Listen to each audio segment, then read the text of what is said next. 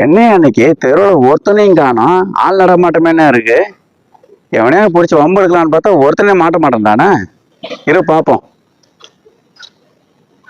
ஆமாமா, எங்க பார்த்தாலும் ஒரே பிரச்சனையா இருக்குது. எவனும் பார்த்து ஒன்னும் வாங்க. ஓ பாபா, எப்படி இருக்க? நல்லா இருக்கியா? நல்லா இருக்கேன். நீ எப்படி இருக்க? நல்லா இருக்கேன். சரி, இவ்வளவு நாளா பேசுறேன் பழகுறேன். ஆனா உன் பேர் எனக்கு தெரியாத போச்சா? உன் பேர் என்னதான்? பயனுடைய இருக்கான். ஆமா, என்னப்பா?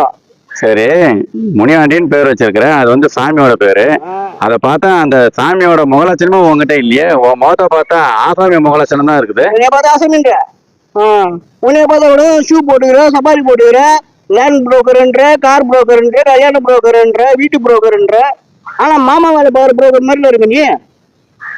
என்னையா நீ என்னைய பார்த்து இப்படி சொல்ற? பொசுக்குன்னு சொல்லிட்ட ஒரு வார்த்தை.